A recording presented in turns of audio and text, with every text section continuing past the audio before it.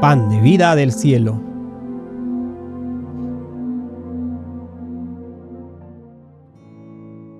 La alimentación de los 5000 nos ofrece un maravilloso ejemplo de cómo la vida de Cristo nos sostiene. Este milagro tuvo lugar justo antes de que comenzara la Pascua. Leemos en Juan capítulo 6, versículo 4 al 5. Y estaba cerca la Pascua, la fiesta de los judíos. Cuando alzó Jesús los ojos y vio que había venido a él gran multitud, dijo a Felipe: ¿de dónde compraremos pan para que coman estos? Con la fiesta de los panes sin levadura próximo a comenzar, deseaba Jesús ayudar a su pueblo a descubrir el simbolismo espiritual del pan en la economía judía.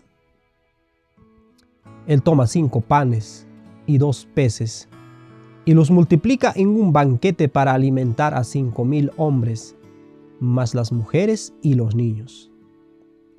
La gente se asombraba al ver las señales y comenzaron a buscar a Jesús. Tristemente, no era pan espiritual lo que estaban buscando, sino simplemente el pan físico. Leemos en Juan capítulo 6, versículo 26. Respondió Jesús y les dijo: de cierto os digo, que me buscáis no porque habéis visto las señales, sino porque comisteis el pan y os saciasteis. Esta situación ofrece a Jesús la oportunidad de enseñar a la gente el simbolismo real del pan y cómo éste lo señala a Él como nuestro sustentador. Trabajad no por la comida que perece, sino por la comida que a vida eterna permanece, la cual el Hijo del Hombre os dará, porque a éste señaló Dios el Padre. Juan capítulo 6, versículo 27. Jesús animó a la gente a mirar más allá de la mera búsqueda del alimento físico. Más bien los instó a buscar el alimento espiritual que da vida eterna. Este alimento espiritual solo puede venir de Cristo Jesús, nuestro Señor. La gente, naturalmente, le pide a Jesús que le muestre cómo pueden obrar para obtener esto. Su respuesta es sorprendente, que encontramos en Juan capítulo 6, versículo 28 al 29. Entonces le dijeron: ¿qué debemos hacer para poner en práctica las obras de Dios? Respondió Jesús y les dijo: esta es la obra de Dios, que creáis que Él ha enviado. La obra que estaban llamados a hacer era simplemente creer en Cristo como el Hijo del Dios viviente. El Mesías fue enviado por Dios para salvación. La simple confianza en el Mesías prometido permitiría que el Espíritu de Jesús los llenara a ellos y los fortaleciera para agarrarse firmemente de la vida eterna. Las personas no estaban satisfechos con esta respuesta. Querían una prueba visible de esta afirmación, por lo que desafiaron a Jesús. En Juan capítulo 6, 30 al 31 encontramos lo siguiente. Le dijeron entonces: ¿qué señal, pues, haces tú para que veamos y te creamos? ¿Qué obra haces?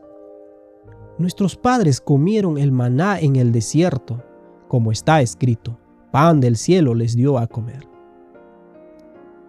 El dulce espíritu de Jesús que nutre y que obra en el alma no puede ser visto.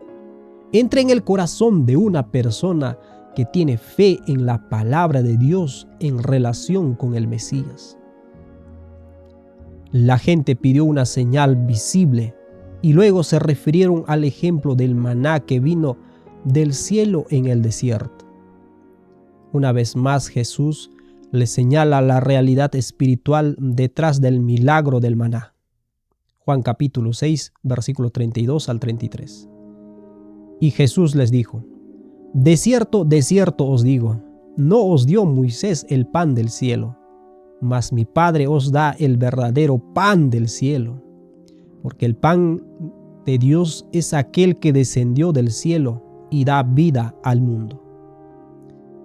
Jesús está exponiendo la profunda verdad del modelo divino.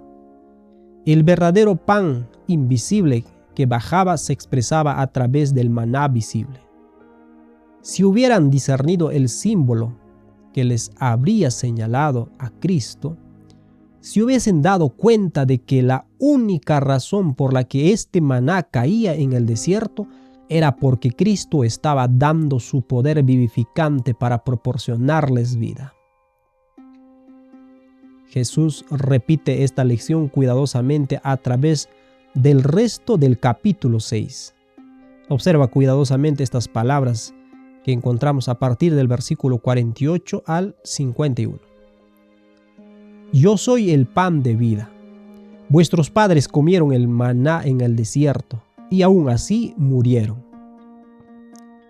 Este es el pan que desciende del cielo, para que no muera quien coma de él. Yo soy el pan vivo que descendió del cielo. Si alguno come de este pan, vivirá para siempre. Y el pan que yo daré es mi carne, la cual yo daré por la vida del mundo. Toda vida proveniente de Cristo, y ahora Jesús revela cómo esta vida viene a nosotros. Juan capítulo 6, 51. El pan que yo daré es mi carne, la cual yo daré por la vida del mundo. Jesús amplía esto más a fondo a partir de los versículos 53 al 55. Entonces Jesús les dijo: de cierto os digo, si no coméis la carne del Hijo del Hombre y no bebéis su sangre, no tenéis vida en vosotros. El que come mi carne y bebe mi sangre tiene vida eterna, y yo le restauraré o resucitaré en el día postrero. Porque mi carne es verdadera comida y mi sangre es verdadera bebida. La única manera en que Cristo nos puede dar esta vida es mediante su sufrimiento y su muerte. Trata de comprender la relación entre Cristo y su creación en las siguientes citas. Primero leemos Deseo de las gentes, página 615, párrafo 2.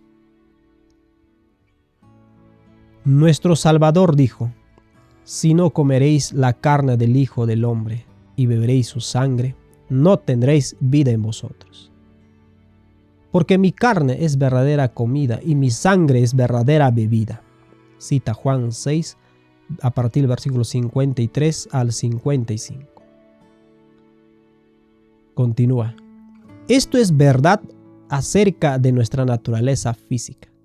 A la muerte de Cristo debemos aún esta vida terrenal. El pan que comemos ha sido comprado por su cuerpo quebrantado. El agua que bebemos ha sido comprada por su sangre derramada. Nadie, santo o pecador, come su alimento diario sin ser nutrido por el cuerpo y la sangre de Cristo. La cruz del Calvario está estampada en cada pan, está reflejada en cada manantial. Todo esto enseñó Cristo al designar los emblemas de su gran sacrificio. La luz que resplandece del rito de la comunión realizado en el aposento alto hace sagradas las provisiones de nuestra vida diaria. La dispensa familiar viene a ser como la mesa del Señor y cada comida un sacramento. Otra cita encontramos en la Educación, página 179, párrafo 4. No solo es el creador de todo, también es la vida de todo ser viviente. Es su vida la que recibimos en la luz del sol, en el aire puro y suave, en el alimento que da vigor a nuestro cuerpo y sostiene nuestra fuerza. Toda esta vida física está descansando sobre la vida eterna de Cristo. Cada trozo de alimento que comemos viene a nosotros a través de lo que compró la sangre de Cristo. El poder en el sol, la lluvia y la tierra que nutren las semillas de nuestros productos es dada por el poder de Cristo a través de su cruz. Esto nos lleva a una verdad muy importante. Los alimentos que comemos no tienen vida en sí mismos para mantenernos vivos. En cambio, el alimento que comemos es un canal por el cual el poder de Cristo es dado a nosotros. Este poder es dado a nosotros a través de la comida, por el gran sacrificio de Cristo en la cruz. Así que si consideramos el pan que comemos, el pan físico, no es lo que nos mantiene vivos. Más bien es el verdadero pan del cielo, quien es Cristo, el quien nos da vida. Leemos también en la Educación, página 89, lo siguiente: en todas las cosas creadas se ve el sello de la deidad. La naturaleza da testimonio de Dios. La mente sensible, puesta en contacto con el milagro y el misterio del universo, no puede dejar de reconocer la obra del poder infinito. La producción abundante de la tierra y el movimiento que efectúa año tras año alrededor del Sol no se deben a su energía inherente. Una mano invisible guía a los planetas en el recorrido de sus órbitas celestes. Una vida misteriosa satura toda la naturaleza. Una vida que sostiene los innumerables mundos que pueblan la inmensidad, que alientan en el minúsculo insecto que flota en el céfiro estival, que sostiene el vuelo de la golondrina y alimenta a los pichones de cuervos que graznan, que hace florecer el pimpollo y convierte en fruto la flor. Un poco más adelante, en el mismo libro, La Educación, página 90, dice: el mismo poder que sostiene la naturaleza obra también en el hombre.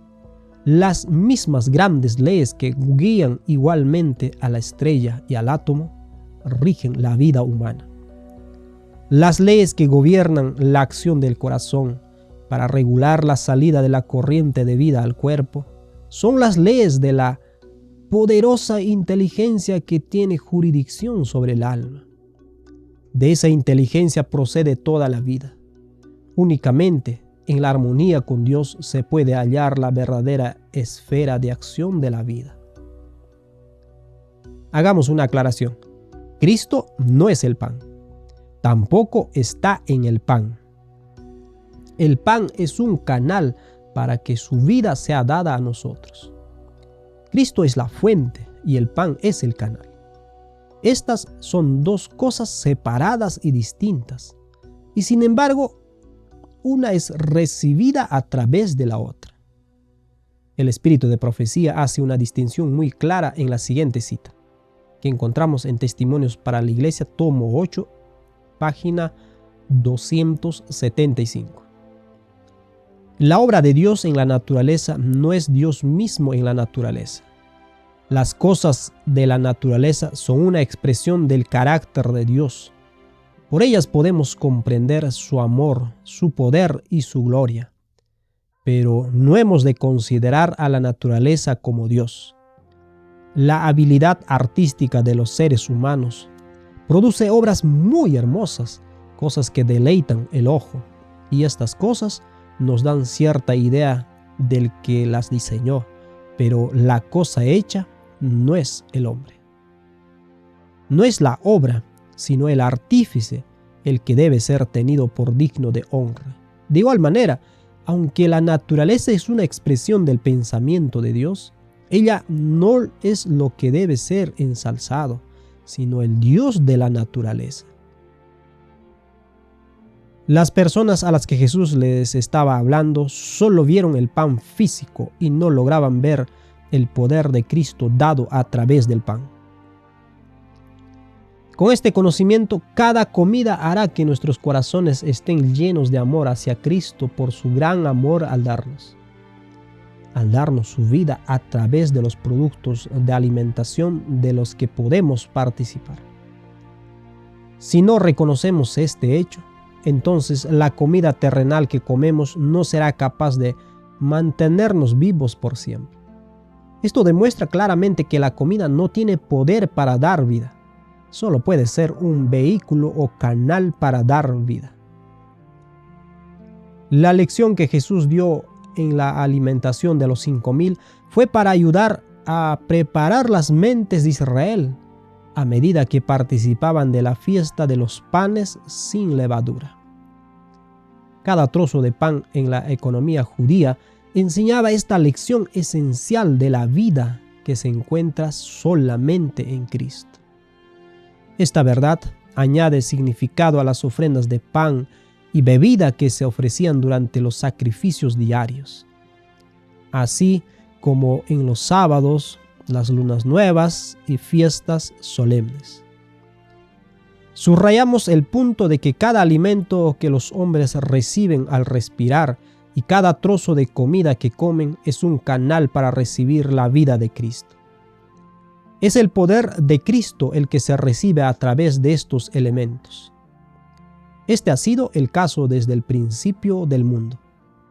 Vemos en el sistema de sacrificios cómo la verdad debía ser explicada y entendida. Números 28:2 dice: Manda a los hijos de Israel y diles: mi ofrenda, mi pan con mis ofrendas encendidas en olor grato a mí, guardaréis ofreciéndomelo a su tiempo. El pan al que se hace referencia aquí en Números 28 es la ofrenda que consistía en una mezcla de harina y aceite, y luego era cocida en el altar del sacrificio junto al animal sacrificado. Ahora observemos la ofrenda para el sacrificio diario. Esto vemos a partir del versículo 3 de Números 28. Y les dirás: esta es la ofrenda encendida que ofreceréis a Jehová, 2 corderos sin tacha de 1 año. Cada día será el holocausto continuo. 1 cordero ofrecerás por la mañana, y el otro cordero ofrecerás a la caída de la tarde. Y a la 10ª parte de 1 efa de flor de harina, amasada con 1/4 de hin de aceite de oliva machacadas en ofrenda. Es holocausto continuo que fue ordenado en el monte Sinaí para olor grato, ofrenda encendida a Jehová. Todos los días por la mañana y por la tarde se ofrecía 1 cordero. Con este cordero también era ofrecida la 10ª parte de 1 medida de harina y 1/4 parte de 1 hin de aceite. Algunas fuentes dicen que 1 efa es aproximadamente 35 litros y otros dicen que es alrededor de 25 litros. Las proporciones son nuestro punto principal para la ilustración de este cuadro, por lo que vamos a utilizar la medida de 22 litros, la segunda. Los litros son medidas de volumen, mientras que los kilos son medidas de peso. 1 kilo de harina integral es de 1 litro con 800 mililitros. 1 hin es alrededor de 1 galón que es por aproximado de 3 litros con 600 mililitros. Por lo tanto, con cada sacrificio diario se ofrecía 1.2 kilogramos de harina amasada con aproximadamente 900 mililitros o cerca de 1 litro de aceite. Al poner esto en una tabla tenemos lo siguiente. En el sacrificio diario había 2 corderos, uno para la mañana y otro para la tarde. Total de harina para el sacrificio diario viene a ser 2 kilos 400 gramos. Esto se reparte en la mañana y por la tarde, que viene a ser 1.2 kilogramos de harina en la mañana y 1.2 kilogramos de harina por la tarde. Total 2.4 kilogramos. Total de aceite para el sacrificio, 900 mililitros. Por 2 sería una por la mañana y por la tarde. Total para el sacrificio diario viene a ser 1 litro con 800 mililitros. Un puñado de harina mezclado con el aceite era quemado en el altar del sacrificio, con un poco de aceite de incienso, y el resto de la harina y el aceite era entregado al sacerdote. Leemos esto en Levíticos capítulo 2, 1 al 3. Cuando alguna persona ofreciere oblación a Jehová, su ofrenda será flor de harina, sobre la cual echará aceite y pondrá sobre ella incienso, y la traerá a los sacerdotes, hijos de Aarón, y de ellos tomará el sacerdote su puñado lleno de flor de harina y del aceite, con todo el incienso, y lo hará arder sobre el altar para memorial. La ofrenda encendida es de olor grato a Jehová. Lo que resta de la ofrenda será de Aarón y de sus hijos. Es cosa santísima de las ofrendas que se queman para Jehová. Y leemos también Levíticos capítulo 10, versículo 12 al 14. Y Moisés dijo a Aarón y a Eleazar y a Itamar sus hijos que habían quedado: tomad la ofrenda que queda de las ofrendas encendidas a Jehová, y comedla sin levadura junto al altar, porque es que es cosa muy santa. La comeréis, pues, en lugar santo, porque esto es para ti y para tus hijos, de las ofrendas encendidas a Jehová, pues que así me ha sido mandado. Comeréis asimismo en lugar limpio, tú y tus hijos y tus hijas contigo, el pecho mecido y la espaldilla elevada, porque por derecho son tuyos y de tus hijos, dados de los sacrificios de paz de los hijos de Israel. En el libro de Juan capítulo 6, Cristo se reveló a sí mismo como el pan de vida. El pan sin levadura, hecho de harina y aceite, era un canal que apuntaba a la vida disponible en Cristo. ¿Cómo bajó del cielo este pan verdadero? Vino a través de la ofrenda de la vida de Cristo por el mundo. ¿Cómo se reconocía esto en el servicio diario? Se hacía a través de la ofrenda del Cordero. Así que la ofrenda del Cordero era un reconocimiento de la vida de Cristo dada con el fin de recibir el Espíritu Santo. Esta verdad se muestra en la harina y el aceite combinado como el pan para ser comido por los sacerdotes. Ellos, a su vez, iban a ser ministros de la gracia al resto de Israel. Hoy día, los que creen en Cristo son parte del sacerdocio real y todos pueden participar de este pan de vida. Leemos en 1 de Pedro capítulo 2, versículo 9. Mas vosotros sois linaje escogido, real sacerdocio, nación santa, pueblo adquirido por Dios, para que anunciéis las virtudes de aquel que os llamó de las tinieblas a su luz admirable. ¿Le añade esto un nuevo significado a la oración del Señor? Observa este punto. Mateo 6:11. El pan nuestro de cada día, dánoslo hoy. Cada mañana y cada noche, en el sacrificio diario, el pan que se ofrecía simbolizaba al verdadero pan que descendía del cielo. Y la capacidad de Cristo para hacer esto fue simbolizado en la muerte del Cordero cada día. Al orar, danos hoy nuestro pan de cada día, ¿estamos pensando en el verdadero pan de Dios que desciende del cielo o simplemente en el pan físico? La posibilidad de que los hijos de Israel pudieran vivir, respirar, comer y beber era solo por el verdadero pan que descendía del cielo. Resulta muy interesante notar lo que ocurre con las ofrendas en el día del sábado. Veamos en Números capítulo 28, versículo 9 al 10. Mas el día de reposo, 2 corderos de 1 año sin defecto y 2 décimas de flor de harina amasada con aceite como ofrenda con su libación. Es el holocausto de cada sábado, además del holocausto continuo y su libación. Hagamos un resumen de manera rápida en este cuadro. Sacrificio diario más el sacrificio del sábado. Recordemos del sacrificio de los animales diarios. Total eran 2 corderos.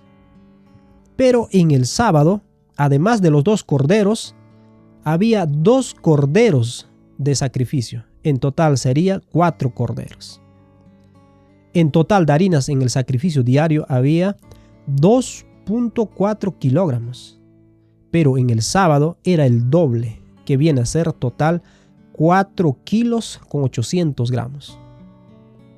Total de aceite en el sacrificio diario viene a ser 1 litro con 800 mililitros. Pero en el sábado se duplicaba. Era en total 3.600 litros. La pregunta fundamental que debe plantearse es: ¿por qué todo se duplicó en el sábado? Una vez más, se nos recuerda que cada hogaza de pan y cada gota de aceite es un canal para que la vida de Cristo nos sea otorgada. La carne y la bebida literal y visible estaban apuntando a la carne y bebida espiritual que descendía del cielo a la tierra por medio de Cristo. Pablo lo expresa de esta manera en 1 Corintios capítulo 10, versículo 1 al 4. Porque no quiero, hermanos, que ignoréis que nuestros padres todos estuvieron bajo la nube, y todos pasaron el mar, y todos en Moisés fueron bautizados en la nube y en el mar, y todos comieron el mismo alimento espiritual, y todos bebieron la misma bebida espiritual, porque bebían de la roca espiritual que los seguía, y la roca era Cristo. Cuando Moisés golpeó la roca y salió agua, no estaban simplemente accediendo al agua física, sino que también estaban tomando de la vida de Cristo. El agua por sí sola no podía mantenerlos vivos. Era el Espíritu de Jesús lo que los mantenía con vida. Es por esto que todos ellos estaban bebiendo esta bebida espiritual, no solamente los justos. Una vez más se nos recuerda en Mateo 5:45 lo siguiente: para que seáis hijos de vuestro Padre que está en los cielos, que hace salir su sol sobre malos y buenos, y que hace llover sobre justos e injustos. Y el libro de Juan capítulo 1 versículo 9 dice: aquella luz verdadera que alumbra a todo hombre venía a este mundo. La vida de Cristo es dada a todos los hombres a través de los canales que Él ha establecido. Aquellos que no miran más allá de la comida y de la bebida física, finalmente morirán por negarse a reconocer la fuente de vida. Es por eso que Jesús les dijo a su audiencia en Juan capítulo 6, versículo 32 al 33. Y Jesús les dijo: de cierto os digo, no os dio Moisés el pan del cielo, mas mi Padre os da el verdadero pan del cielo. Porque el pan de Dios es aquel que descendió del cielo y da vida al mundo. El maná que cayó en el desierto no provino de Moisés.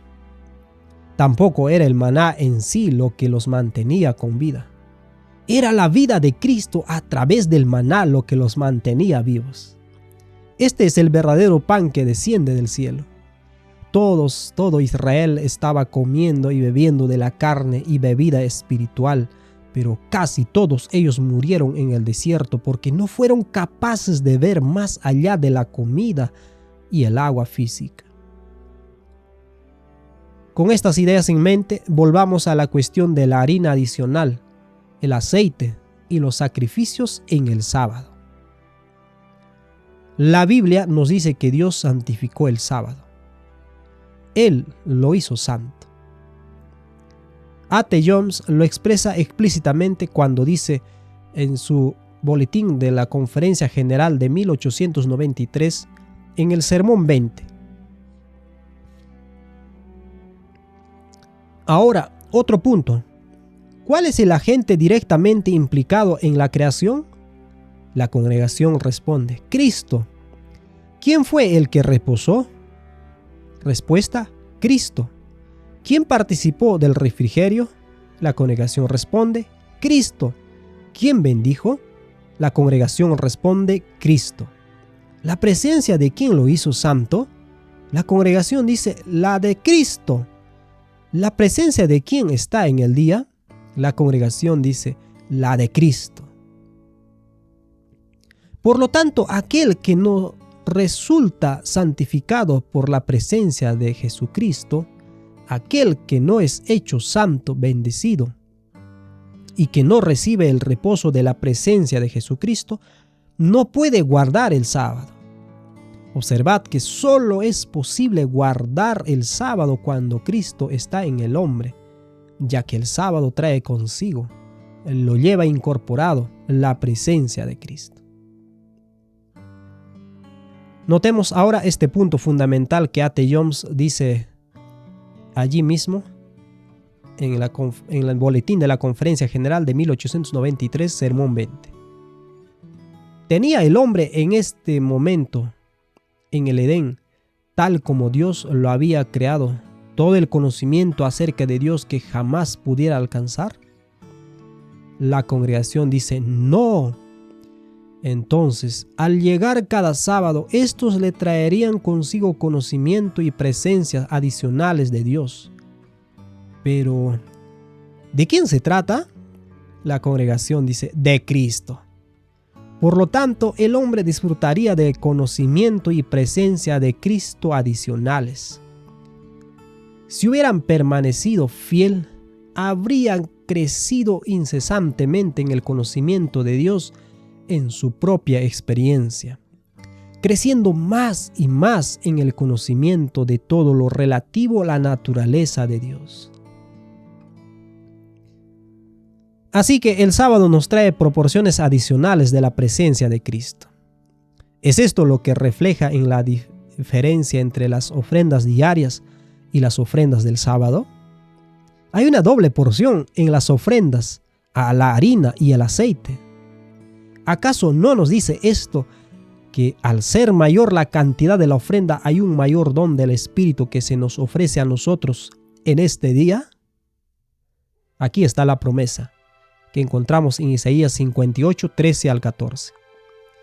Si retajeres del sábado tu pie de hacer tu voluntad en mi día santo, y lo llamares delicia, santo, glorioso de Jehová, y lo venerares, no andando en tus propios caminos, ni buscando tu voluntad, ni hablando tus propias palabras, entonces te deleitarás en Jehová, y yo te haré subir sobre las alturas de la tierra, y te daré a comer la heredad de Jacob tu padre, porque la boca de Jehová lo ha hablado. Conociendo que hay bendiciones adicionales en el sábado y esta bendición es más del Espíritu de Cristo, el sábado nos enseña que Dios tiene tiempos específicos que traen consigo la presencia de Jesús de forma más cercana a nosotros que en otras ocasiones. Esto se confirma por este pasaje de Isaías capítulo 48, versículo 18. Oh, si hubieras atendido a mis mandamientos, fuera entonces tu paz como un río y tu justicia como las ondas del mar. Cristo es nuestra justicia. Isaías nos dice que esta justicia es como las olas del mar. Las olas del mar se mueven en ondas individuales que vienen de arriba abajo hasta la playa. También durante el día, por lo general, hay dos mareas altas. Luego, en el momento de la luna nueva y la luna llena, hay grandes mareas. Todas estas cosas nos hablan del flujo y reflujo del Espíritu justo de Cristo que viene a los hijos de los hombres. La clave para entender el sábado es saber que hay momentos especiales cuando Cristo viene a nuestro encuentro. Esta verdad se refleja en la diferencia entre las ofrendas diarias y el sábado. Una vez que comprendemos este principio, entonces estamos listos para ver algo muy hermoso. Levítico 26, 2 al 4. Guardad mis sábados y tened en reverencia mi santuario, yo Jehová. Si anduveréis en mis decretos y guardaréis mis mandamientos y los poseeréis por obra, yo daré vuestra lluvia en su tiempo y la tierra rendirá sus productos y el árbol del campo dará su fruto. Recordar el sábado es recordar que el Señor tiene tiempos especiales de refrigerio que Él ha designado. Reverenciar el santuario es recordar el gran costo que tuvo para nuestro Padre y para nuestro Señor Jesús al proveer estos dones para nosotros. Cuando recordamos el sábado y reverenciamos el santuario, entonces la lluvia va a caer en los tiempos señalados y la tierra será próspera.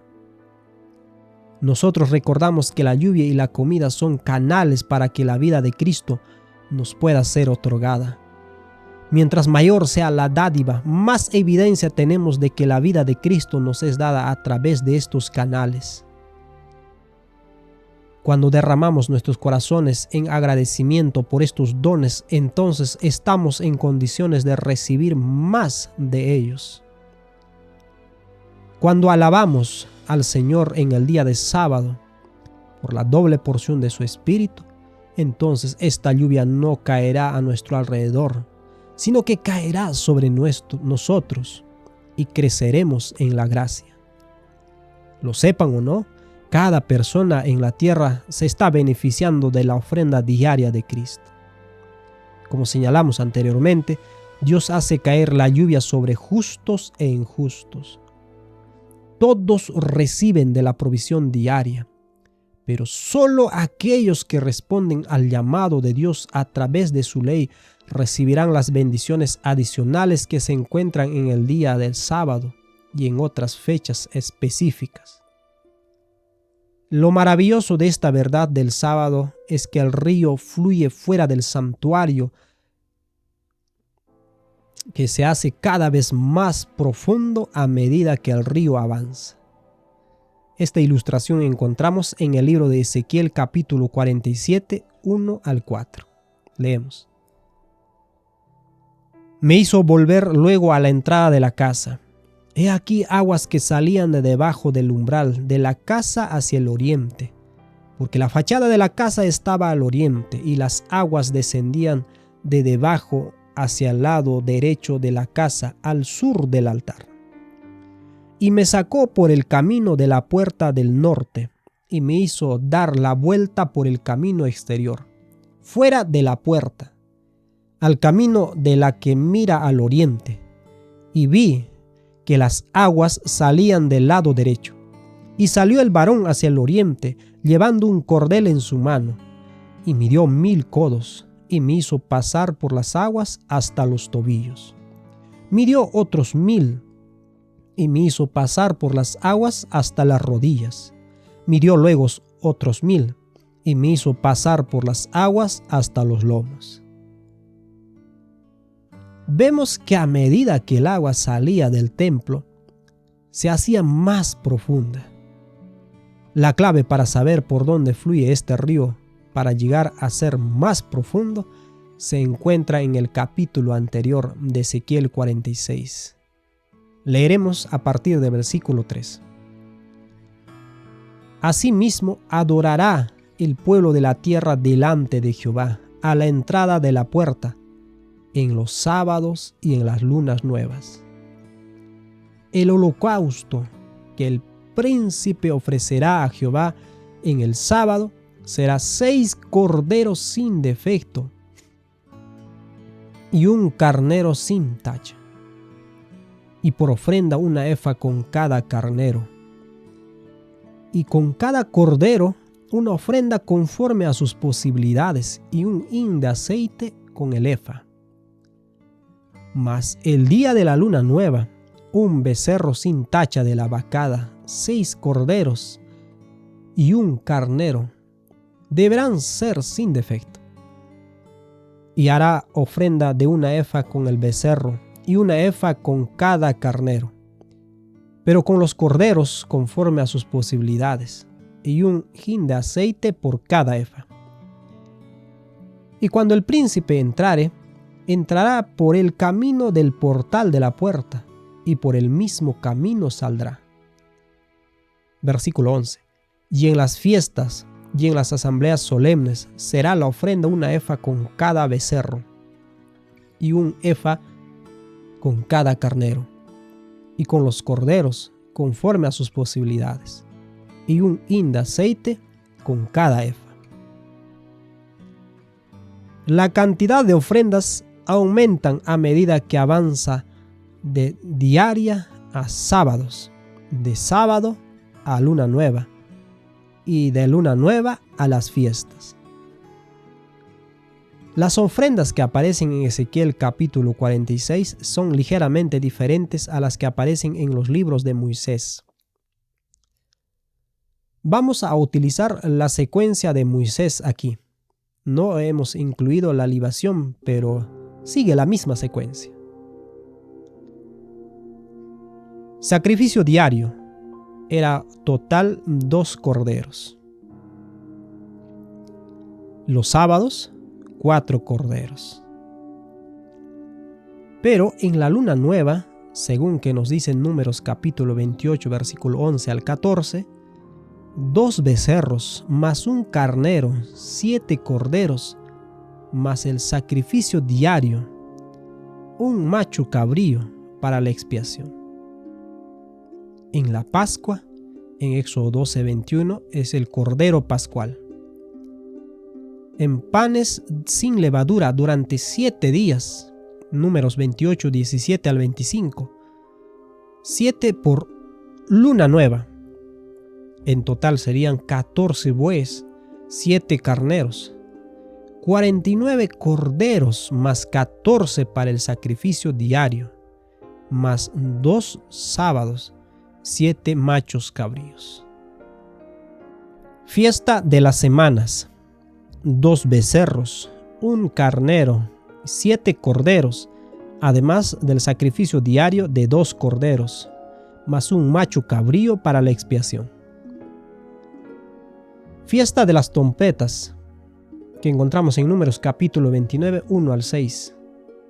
Se producen en luna nueva, por lo tanto, sacrificio incluye sacrificio diario, más sacrificio por la luna nueva, más sacrificio por fiesta de trompetas. Así que viene a ser 3 bueyes, 2 carneros, 16 corderos, más 2 machos cabríos. Día de la expiación, según Números 29, 7 al 11. Un buey, un carnero, 7 corderos, más 2 para el sacrificio diario, y un macho cabrío. Fiesta de tabernáculos. Esto encontramos en el libro de Números capítulo 29, versículo 12 al 40. Primer día, 13 bueyes. Segundo día, 12 bueyes hasta el día séptimo, es decir, durante 7 días. Cada día 2 carneros y 14 corderos. Esto vendría a ser 70 bueyes durante la fiesta de los tabernáculos, 14 carneros, 98 corderos más 14 para el sacrificio diario, más 2 para el sábado, 7 machos cabríos de la ofrenda por el pecado. Ahora observemos el total de harina para el sacrificio. En el sacrificio diario, 2.4 kilogramos. En el sábado, 4.8 kilogramos. Para la luna nueva, 20.4 kilogramos. En la Pascua, panes sin levadura. En las panes sin levadura durante 7 días, 145.2 kilogramos, 60.5 veces por día. Para la fiesta de las semanas, un total de 20.4 kilogramos. Para la fiesta de las trompetas, un total de 34.8 kilogramos de harina. Para el día de expiación, 16.8 kilogramos de harina. Para la fiesta de los tabernáculos, 42.4 kilogramos. Ahora veamos el total de aceite para el sacrificio. En el sacrificio diario, 1.8 litros. Los sábados, 3.6 litros. Luna nueva, 15.3 litros. En la Pascua, por supuesto, eran hierbas amargas. Y panes sin levadura durante 7 días, un total de 108.9 litros. En la fiesta de semanas, 15.3 litros. Fiesta de las trompetas, 27.1 litros. Día de expiación, 15.3 litros. Fiesta de los tabernáculos, 316.8 litros. Para tener una idea de cómo el río se profundiza a medida que fluye de los dones diarios del Espíritu a través de la fiesta de los tabernáculos, le proporcionaremos la medida de la harina y el aceite. No vamos a enumerar todas las ofrendas semanales y de la luna nueva, sino solo la clasificación de todos los días hasta la fiesta final del calendario. Veamos. Sacrificio diario: harina 2.4 kilogramos, aceite 1.8 kilogramos. Y cuando vemos en Ezequiel 47, 1 al 7, hablando del río, las aguas salen del santuario. El sábado, el sacrificio era que la harina 2.8 kilogramos y el aceite 3.6 litros. Y el río que sale del santuario ya es a 1000 codos, llega hasta los tobillos. En la luna nueva, 20.4 kilogramos de harina y 15.3 de litros de aceite. Y la medida es a 2000 codos, llega en esta oportunidad hasta las rodillas. Panes sin levadura, 1.45.2 kilogramos, es decir, 60 por ofrendas diarias. En aceite, 108.9 litros. Y de acuerdo a Ezequiel 47, que el agua que sale del santuario, esto viene a ser a la medida de 3000 codos, que llega hasta la cintura. Fiesta del séptimo mes. Esto podríamos graficarlo de la harina, 474.2 kilogramos. Y el aceite, 359.2 litros. Así que, de acuerdo a las aguas que salen del santuario, en Ezequiel 47, esto viene a ser a 4000 codos. Y esto pasa por encima de la cabeza. Lo que es más interesante acerca de este río es que donde quiera que iba, llevaba vida y sanidad. Observa lo que dice Ezequiel 47:9. Y todo aquello a donde llegue este río vivirá, y toda alma viviente que nadare por donde quiera que entrare estos dos ríos vivirá, y habrá muchísimos peces por haber entrado allá estas aguas, y recibirán sanidad, y vivirá todo lo que entrare en este río. El sábado nos da el principio de una cantidad mayor de la presencia de Cristo. Si seguimos este modelo con las otras fiestas, vemos que las aguas se vuelven cada vez más profundas. Como el sábado es como tener el agua hasta los tobillos, los sacerdotes de Israel tuvieron que poner sus pies en el agua antes de que todo el río se abriera para ellos, en Josué capítulo 3, versículo 13. Si tú abrazas el sábado por fe, entonces todo el resto del río se abrirá para ti para que pases a través de él. La harina y el aceite mezclados forman el pan que desciende del cielo. Si vemos más allá de los elementos físicos en el verdadero pan como se encuentra en Cristo, entonces hemos descubierto la profundización del río que viene del trono de Dios. Nótese de nuevo que cuando Ezequiel volvió a la orilla del río en la marca de los 4000 codos, había árboles por todas partes. Esto vemos en el versículo 7 de Ezequiel 47. Y volviendo yo, vi que en la ribera del río había muchísimos árboles, a uno y a otro lado. El río estaba proporcionando una gran cantidad de agua con el fin de que los árboles crecieran completamente y algunos llegaran a producir a 30, otros a 60 y otros a 100 por uno, como dice Marcos 4:20. Aquí está el secreto del río de la vida. A medida que observamos los tiempos de refrigerio del Señor, a medida que caminamos en la ley del Señor y recordamos sus estatutos y ordenanzas, entonces abriremos nuestros corazones por fe para convertirnos en árboles plantados junto a las corrientes de aguas, tal como señala Salmos 1, 2, 3. Sino que en la ley de Jehová está su delicia, y en su ley medita de día y de noche. Será como árbol plantado junto a corrientes de agua que da su fruto a su tiempo, y su hoja no cae, y todo lo que hace prosperará. Si consideramos esta misma línea de pensamiento, se nos dice que nuestras hojas no caerán, lo que significa que el pecado no tendrá dominio sobre nosotros. La vida de Cristo, que es el pan del cielo, será totalmente recibida y nuestra hambre y sed de justicia serán saciadas. ¿Es esta la razón por la cual el espíritu de profecía animaba enfáticamente a la gente a tener cultos matutinos y vespertinos? Leamos en Patriarcas y Profetas, página 322, párrafo 1. Las horas designadas para el sacrificio matutino y vespertino se consideraban sagradas y llegaron a observarse como momentos dedicados al culto por toda la nación judía.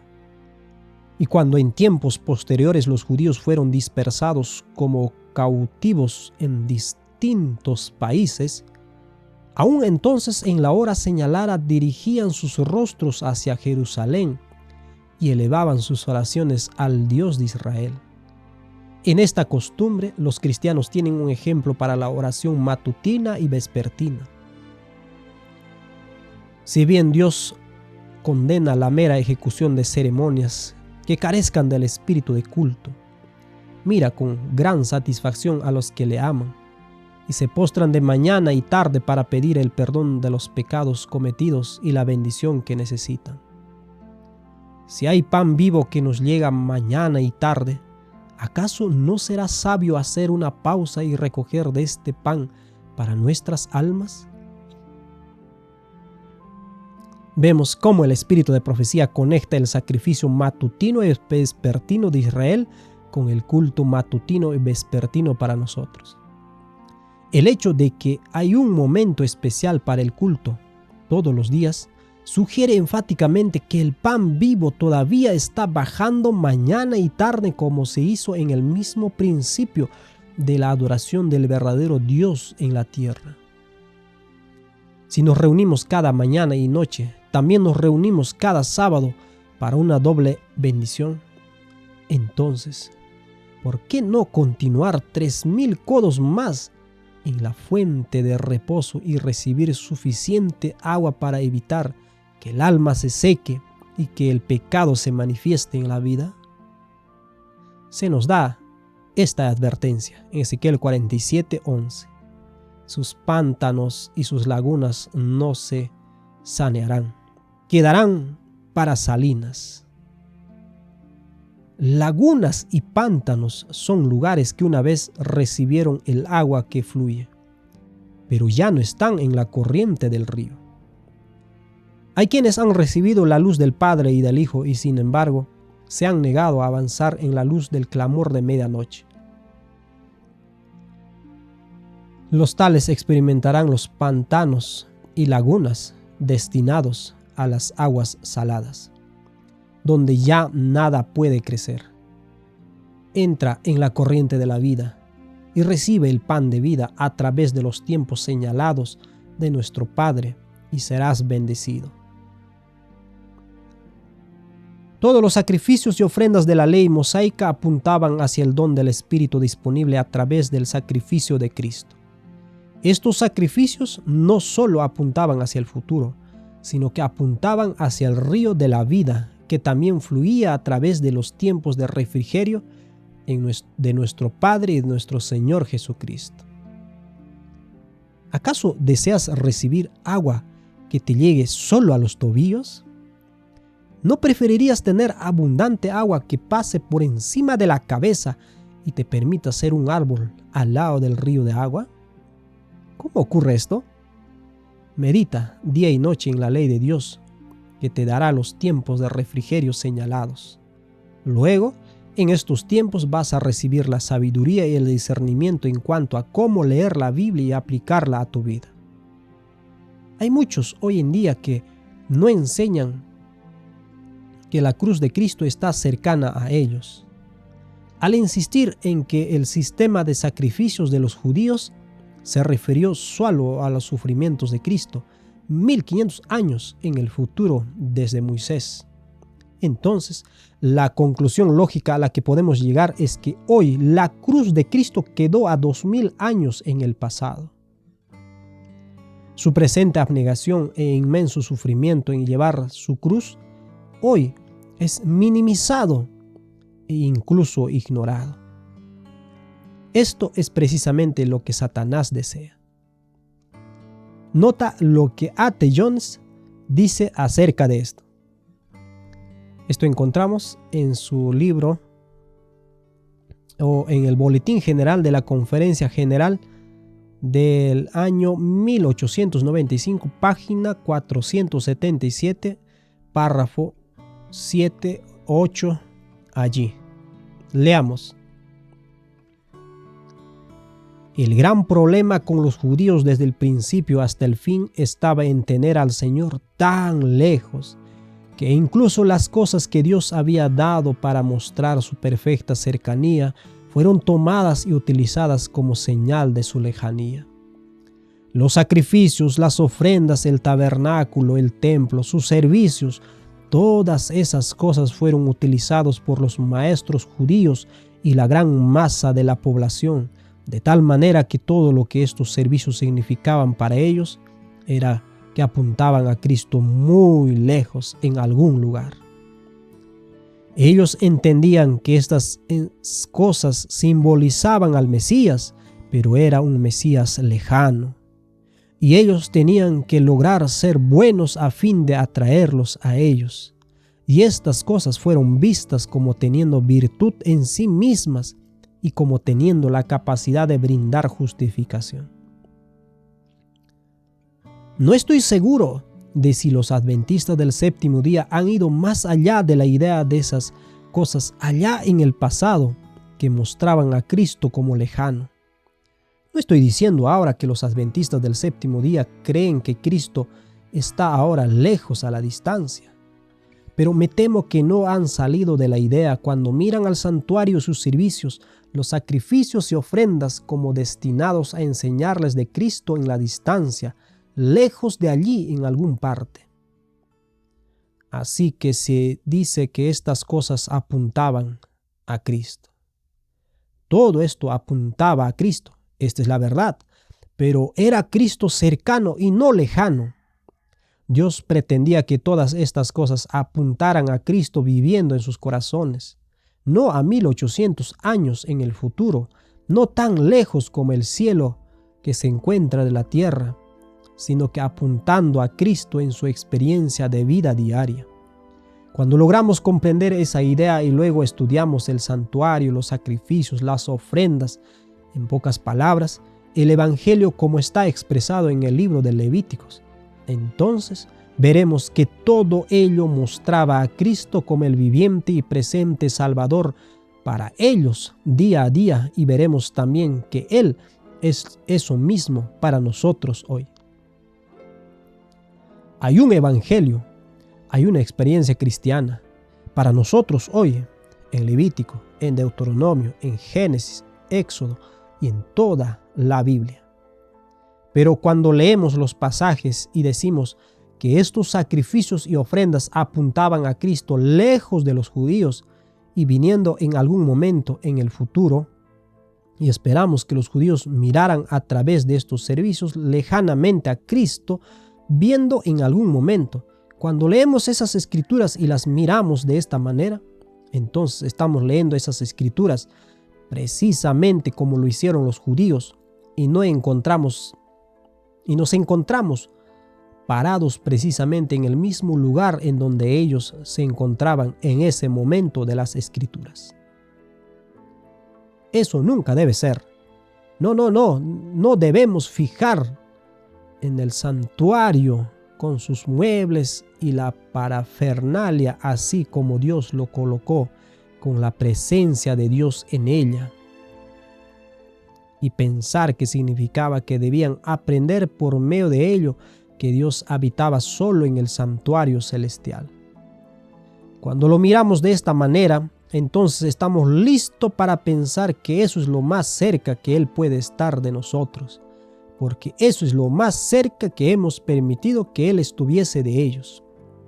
Porque si lo vemos de esa manera para ellos, entonces si hubiésemos estado allí en su lugar, ¿cómo lo hubiésemos visto para nosotros mismos? De la misma manera, y esto demuestra que si hubiésemos estado allí, habríamos sido precisamente como ellos.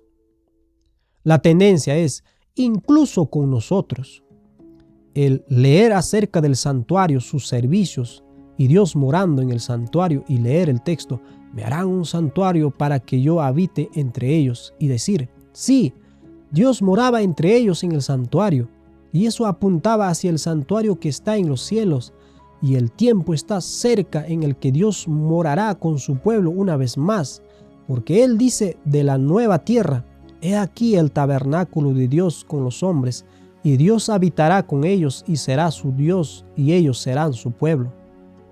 Así que cuando llegue la tierra nueva, Dios va a morar con su pueblo de nuevo. Pero ¿dónde está Dios ahora? Es eso lo que queremos saber.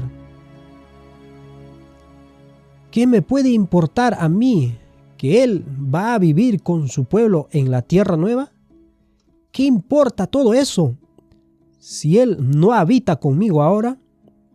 Porque si Él no puede habitar conmigo ahora, lo cierto es que Él nunca podrá morar conmigo en la tierra nueva, ni en ningún otro lugar, porque Él no tiene ninguna oportunidad. Lo que yo quiero saber y lo que cada alma tiene que saber es, ¿habita Él conmigo ahora? Si lo colocamos lejos, allá en el pasado, en los días de los judíos, y luego lo ponemos tan lejos como en la tierra nueva, ¿qué puede hacer esto por nosotros ahora? ¿Cómo puede Él estar disponible para los hombres ahora? De la misma manera, ¿cómo está Él con nosotros ahora? Eso es lo que necesitamos estudiar constantemente. Ahora, puede ver que hay mucho más respecto a este sistema ceremonial que simplemente una pequeña cosa pasajera que perturbó a los judíos por un corto tiempo y que luego se desvaneció. La naturaleza humana continúa estando molesta con ese sistema tan ciertamente como el diablo vive, tan ciertamente como que la enemistad se encuentra en el corazón humano. Esa mente que no está sujeta a la ley de Dios, ni tampoco puede, tan ciertamente como que eso está en el mundo, Y mientras esté en el mundo, ciertamente el mundo será maldecido con ceremoniales. Y mientras haya algo de eso en mi corazón, voy a estar en peligro de ser maldecido con los ceremoniales. Solo voy a detenerme en la línea de pensamiento de Jones y decir que hay que mencionar que los que enseñan que los judíos estaban involucrados en una mera ronda de ritos y ceremonias para obtener una salvación que se encontraba a 1500 años hacia el futuro de ellos, están enseñando a un Dios de ceremoniales. Si Dios era más que un Dios de ceremoniales antes de la cruz, entonces este atributo permanece en su carácter y por la contemplación somos transformados en ceremoniales. Tenga cuidado y discernimiento en cuanto a quienes está apoyando los ceremoniales, incluso mientras se encarrilan en contra de ello. Sigamos con lo que Isaac Jones a lo que está diciendo. Lo que tenemos que hacer es encontrar tal liberación en Jesucristo, tal victoria absoluta y exaltación a la diestra de Dios en el cielo, en Él, de tal manera que esa enemistad sea aniquilada por completo en nosotros a través de Él. Entonces seremos libres de ceremoniales, entonces seremos libres de las tradiciones y los mandamientos de los hombres y de aquellos hombres que quieren convertirse a sí mismos en nuestra conciencia. Los hombres dicen, debes hacer esto o no puedes ser salvo. Tienes que hacer eso o no puedes ser salvo. No, cree en Jesucristo o no podrás ser salvo. Ten verdadera fe en Jesucristo y serás salvo. Es la misma batalla que se libró en los días en que la obra de Pablo, él predicaba que solo Jesucristo era necesario para alcanzar salvación.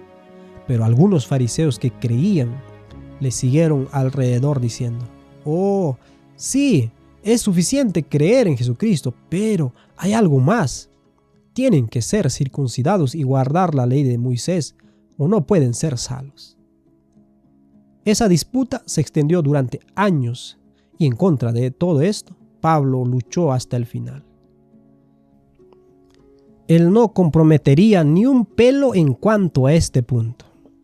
Si ustedes son circuncidados, Cristo no les aprovechará en nada. Cualquiera de ustedes que sea justificado por la ley queda fuera de la gracia. Nada sino Cristo y la fe en Él. Bueno, lo llevaron al concilio por fin, y allí el Espíritu de Dios decidió que Cristo y no los ceremoniales en cuanto al camino de la salvación. Esa es la historia completa. Uno de ellos era un intento de amarrar las ceremonias al cristianismo o más bien en el lugar del cristianismo. El otro era el principio vivo de Jesucristo por medio de la fe viva, actuando en la vida y en el corazón de los que creen en Él. Hay una vasta diferencia entre lo que son ceremoniales y lo que es el principio. Jesucristo quiere que lo encontremos tan plena y tan personalmente que los principios de vida de la verdad de Dios, como los encontramos en Cristo Jesús, puedan ser nuestro guía y que esos principios de vida brillando en la vida del hombre por la gloria de Cristo Jesús, sean nuestra guía en cada punto. Y así vamos a saber qué hacer en el momento preciso. Entonces no necesitamos ninguna resolución o votos para obligarnos a hacer esto, aquello o lo otro. Esa es la diferencia entre el ceremonial y el principio de la presencia viva de Cristo en el corazón. Uno de ellos es todo formalismo y el servicio externo, sin Cristo, y el otro es todo en Cristo y Cristo el todo y en todos.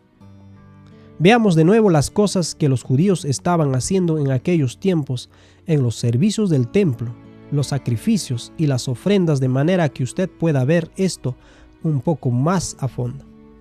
Yo sé, y también usted, que el santuario, el templo, era una representación del santuario celestial, que los sacrificios eran representaciones del sacrificio de Jesucristo, y el sacerdocio y su servicio eran representaciones del sacerdocio de Cristo.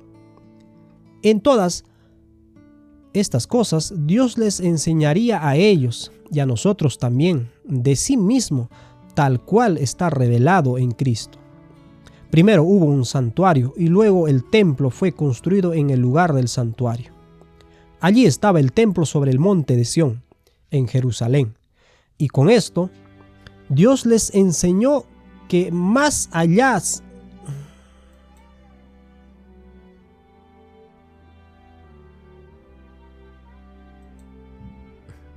Ahí estamos. Hola, sí.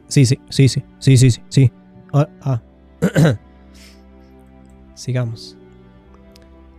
Primero hubo un santuario y luego el templo fue construido en el lugar del santuario. Allí estaba el templo sobre el monte de Sión, en Jerusalén. Y con esto Dios les enseñó que más allá se encuentra el verdadero templo en el monte de Sión, en la ciudad de Jerusalén celestial. Dios habitaba en este templo en el monte de Sión en Jerusalén, en Palestina, y con esto les mostró que Él vivía allá en el templo celestial, en el monte de Sión, en la Jerusalén celestial. Y también les dijo, y esto era cierto en ambos lugares y desde ambos lados. Así dijo, el alto y sublime, el que habita la eternidad y cuyo nombre es el Santo. Yo habito en la altura y la santidad. ¿En algún otro lugar? Y también con el contrito y humilde de espíritu. ¿Cuándo? Estamos leyendo bien lejos en el tiempo, cuando fue que Él habitó también con aquel que es humilde y de espíritu contrito, así como en la altura y en la santidad. ¿Hizo Él estos 700 años antes de Cristo cuando Isaías lo dijo? Sí. Pero comenzó el Señor solo entonces a habitar con el que es del espíritu humilde y contrito, así como en la altura y la santidad en el monte de Sión? No. ¿Acaso lo hizo 1000 años antes de Cristo, cuando David habló? Sí. Pero ¿acaso había comenzado a hacerlo en ese momento? No. Él siempre, eternamente, habita en ambos lugares, con el contrito y humilde, así como en las alturas. Bueno, entonces, ¿acaso Dios no les enseñó en este templo terrenal, no solo cómo Él habita o habitaba en ese lugar celestial, sino la forma en que habita también en el templo del corazón? Con toda seguridad, allí estaba el monte de Sión terrenal delante de sus ojos, representativo de la Sión celestial, que Dios deseaba que ellos vieran con sus ojos de la fe. Allí sobre el monte de Sión, el lugar alto y sublime en la Jerusalén terrenal, estaba el templo y la morada de Dios en el templo. Y con esto Dios demostraba que habitaba no solo allí, sino también en el templo del corazón, el santuario del alma de aquel que es el espíritu quebrantado y humilde. Y al colocar su templo entre los hombres pecadores y habitando Él mismo con ellos, Él estaba mostrando también cómo Él mismo habita en el templo del cuerpo de Cristo, entre los hombres pecadores y en carne de pecado. Allí también había un sacerdocio del templo terrenal en el monte de Sión, en Jerusalén. Hubo un sacerdocio del santuario en Silo, en el desierto. Eso, lo cual es cierto, representaba el sacerdocio de Cristo, pero ¿representó esto algún sacerdocio de Cristo antes del siglo I antes de Cristo? Diremos, ¿qué representaba un sacerdocio de Cristo muy lejos en el futuro? No, ese sacerdocio en Jerusalén, en el santuario en el desierto, representó un sacerdocio que ya estaba en existencia según el orden de Melquisedec.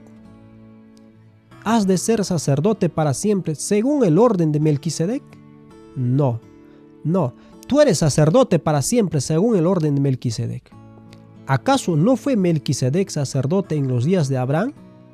¿Y acaso no es el sacerdocio de Cristo para siempre según el orden de Melquisedec?